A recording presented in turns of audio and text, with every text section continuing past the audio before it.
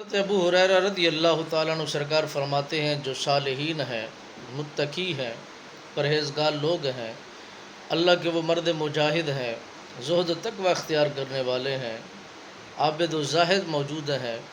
جو اللہ کی رضا کی خاطر عبادت کرتے ہیں، تسبیحات کرتے ہیں، ذکر اذکار کرتے ہیں۔ مالک بے نیاز نے فرمایا، ہم نے ان کے لیے بہترین نعمتیں تیار کی ہیں، اور وہ نعمتیں نہ کسی بشر نے دیکھی ہیں، نہ کسی بشر نے سنی ہیں، نہ کسی نے وہاں تک رسائی محسوس کی ہے، نہ کسی کو یہ معلوم ہے، نہ ہی کسی کو اس کے متعلق کوئی خبر ہے۔ ہم نے ایسا انمول نعمتیں ان لوگوں کے لیے تیار کی ہیں جو زہد و تقوی اختیار کرنے والے ہیں، عابد ہیں، زاہد ہیں، متقی ہیں، پرہیزگار ہیں، اللہ کے ہر حکم کو ماننے کے لیے تیار ہیں۔ نبی آخر الزماں صلی اللہ علیہ وسلم سرکار کے فرمان کے مطابق اپنی زندگی کو سنوارنے والے ہیں۔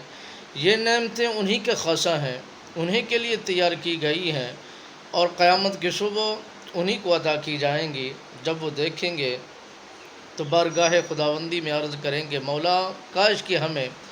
پھر زیادہ ایک موقع ملتا، تیری حمد کرتے، تیری تسبیح کرتے، تیرا رکوع کرتے، تیرے سجود کرتے، تیری یاد میں دن رات گزارتے۔ مالک بے نیاز، قادر مطلق، قادر کریم ان کو جو نعمتیں عطا فرمائے گا، صرف انہی لوگوں کا یہ خاصہ ہے جو صالحین و متقی ہیں، جو پرہیزگار ہیں، اللہ کے برگزیدہ بندے ہیں، اللہ سے ڈرنے والے، خوف رکھنے والے ہیں،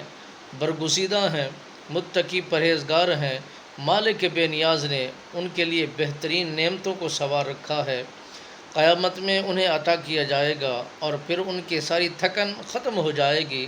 ساری تکلیفیں ان کی بھول جائیں گی، اور ساری مصیبتیں ان کی ساری ختم ہو جائیں گی، سارے غور و فکر جو دنیا میں کرتے رہے سب ختم ہو جائیں گے ان بہترین انمول نعمتوں کو دیکھ کر کے۔